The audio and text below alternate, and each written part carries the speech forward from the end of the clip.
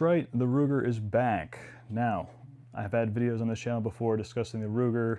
You know, a couple years ago I had a video out saying, you know, this is probably, you know, if you're getting into base class, this might be an option, and it was the option that I picked at first for base class. This year I've been competing with my CC457 MTR, but this build is going to be, you know, if you have a goal in the new year, 2025, to get into sort of these precision rimfire competitions, whether it be NRL 22 or if it's PRS rimfire, well, I still think this could be the best value for, you know, your money when it comes to competing and being able to compete at a relatively high level. You know, you don't need to spend a lot of money. I see a lot of these people get kind of shell-shocked when they see the prices of some of these, you know, higher end custom rifles, whether it be a custom barrel, CZ457, a Rimex, a Voodoo, anything like that. You look at the barreled action, it costs more than this entire build.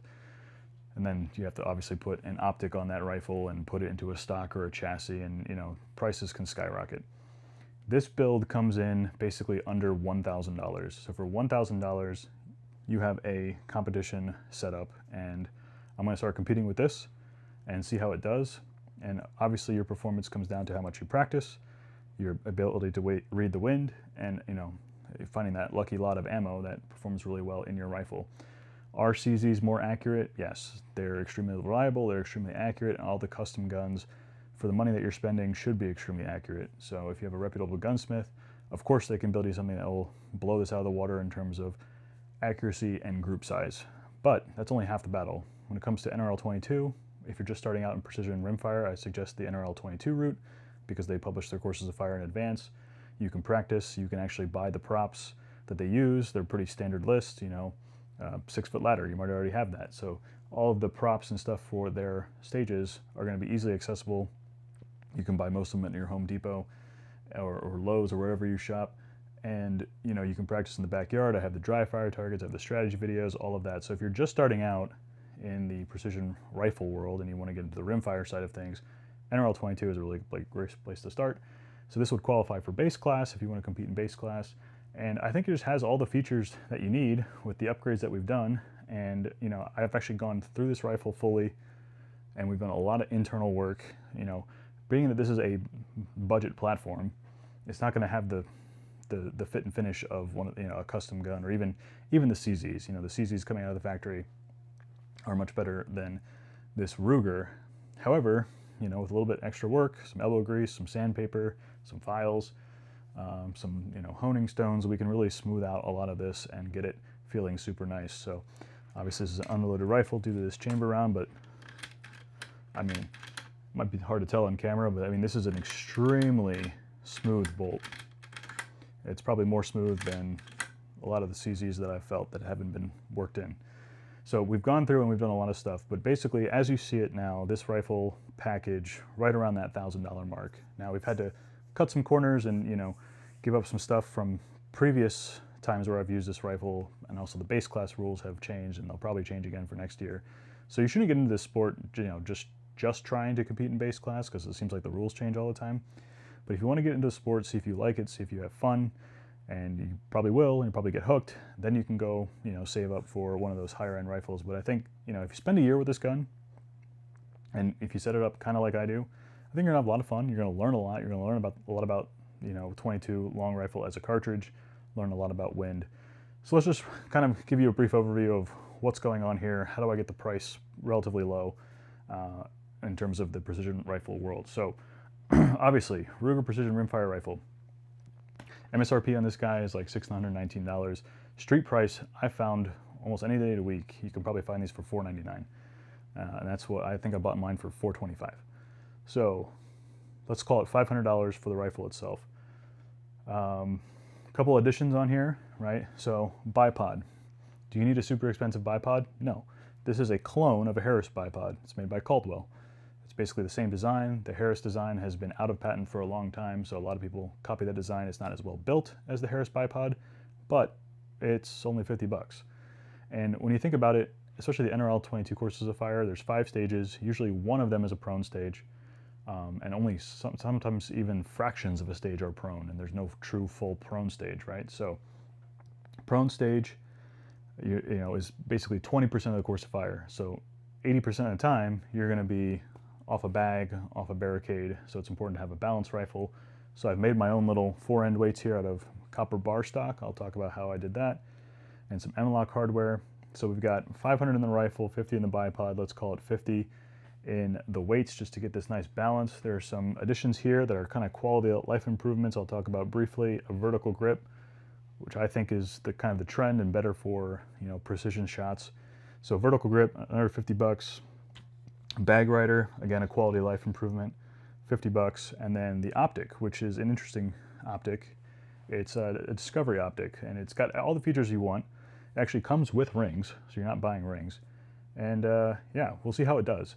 It is extremely heavy, and the eye box is not forgiving. But other than that, it has everything that you need.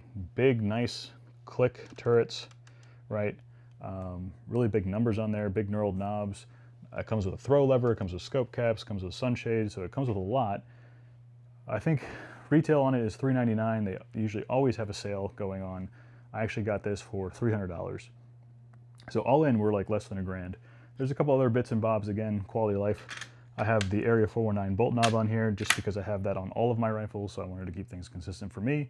You don't have to go that route. You don't have to go the vertical grip route. It takes any AR compatible grip. So if you have a favorite style grip, it probably fits this if it fits an AR. And yeah, so that's what we have going on. So if you look at the price of this whole setup, let's call it $1,000 versus, you know, a CZ. You probably don't want to go with the CZ American, which is like their lowest end model. You're probably looking at Pro Varmint or better. So you're looking at like, you know, 650 bucks minimum. And street price on those, I haven't been able to find them much less because they're so popular. I haven't been able to find them much less than what their actual MSRP are. So you look at the Pro Varmint is like 650 or 700. You look at the MTR, which is 850. You still have to put an optic on it. And because the CZs use the 11mm dovetail standard, which is more of a European standard, you either have to buy really weird rings, or what most people do is get a rail. You want a high quality rail because you don't want any shift or anything like that, or undue, you know, stress on the action or anything like that. So I, you know, highly recommend the Area 419 rail, and that's going to run you another $100, $110. So you start factoring in all these things that you need to get a CZ to be more competition oriented. You know, great rifle if you just want to go out, you know, plinking with it, or, you know, doing varmint hunting or anything like that. But if you want to get it more competition oriented, you know, we can still use the same cheap bipod because they have swing swivel studs in the front that this attaches to. But if you want to do something like an ARCA rail down the line, you know, the modularity of this chassis, so a high quality ARCA rail is going to run you, you know, maybe 80 to 100 bucks. This just goes right into the M-LOK slots of the forend, right? So, you know, it's way easier to put this on than to drill holes in your stock and attach a rail like I did with my CZ457. So it's a lot more sort of user serviceable. You know, it's got all the adjustment back here, so it can cater to a lot of different body types. Or if you want to share this with a friend or a young gun or anything like that, you know, it's easy to kind of configure it to each of you, and you can mark down where your particular settings are, quickly switch to another one, mark those down, and you can go back and forth between two. We have a 30 MOA rail built in, so no need to buy an additional rail there. And yeah, I mean, I think it's a very capable platform. The magazines are readily available because they're shared across the 1022 platform. They're relatively affordable compared to some other magazines, especially those higher end AICS pattern magazines. And yeah, so we're gonna get by with a budget scope, budget rifle, and see how it performs. So the rest of this series is going to be focused on everything I did to get the rifle to this point. And I'm gonna start competing with it and see how it does in the wild. So the videos, like I did with the CZ video, first video is gonna be like a complete teardown of the rifle.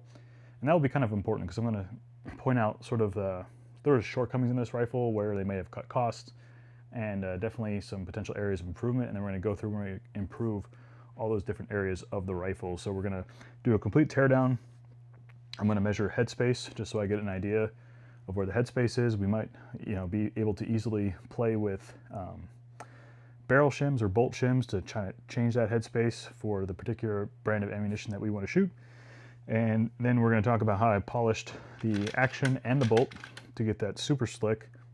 Then there are some other internal parts that we're also going to look at. There's sort of a magazine action block in here that is really sort of poorly put together piece of material that we're going to smooth out, and then we're going to do like an aluminum tape bedding job. So instead of doing like sort of a glass bedding or like even the JB Weld bedding system. We're just going to use some simple aluminum tape, build up a little bit of layer, clamp it down, get that action nice and tight to the sort of lower receiver, if you will. There's some minor internal parts we can change. So because this actually shares quite a few parts with 1022s, like the plunger mechanism that holds the magazine in. KIDD, K-I-D-D, makes a really nice, much more exacting in their tolerances, sort of mag plunger and a stronger spring. So it's going to give us much better magazine retention, especially with those 15-round banana mags that come out. And yeah, just going to make a more solid platform overall. Now, do you have to do any of this to this rifle? No. I mean, obviously you want, you know, your bipod and a decent scope. You don't have to do any of the internal stuff. You don't have to add all these accessories. But you know, when you're building a purpose-built rifle for competition, you know, these are some things that you might want to consider, and I'm going to show you how to do them so that you, if you want to embark on this journey, you can do so. Down the line, if you know, again, the modularity, you can add an Arca rail. Timney makes a great trigger for this rifle. The stock trigger, and I might be a bit of a trigger snob, is, in my opinion, absolutely terrible. But we're going to go through, we're going to sort of polish the internals of the trigger. We're going to add trigger shims to reduce side-to-side play of the trigger. We're going to take out the safety blade, and this rifle has an external safety already. So, you know, you don't need a safety on a safety, in my opinion. And I think that kind of interferes with the sort of precision aspect of trigger pull. And we're going to get that trigger pull super consistent. Maybe put a lighter trigger weight spring in there, and just get this all set up for competition. So you're going to see this in future videos. You're going to see me compete with it in future videos, and we're going to go through the whole process. And if you want to follow along, go down below. Make sure you're subscribed to this channel with notifications enabled, so you get notifications whenever I release new videos on this channel about this, and match footage and strategy videos. And if you want to see these videos early, they usually come out on Patreon early, and on Patreon they are ad-free, so there's no ads on Patreon. If you're a member, you can also get my dry fire targets for practice and strategy videos. So hope you come along with this journey. Go ahead, down in the comments, leave your comments how CZ is better in every way, and you're an idiot for buying a Ruger. Well, we're going to see how it does in competition, so I hope you stay tuned. And in the new year, if your goal is to get into the precision rimfire world, this might be a place to start. So I hope you follow along. Until I see you next time, as always, score more points.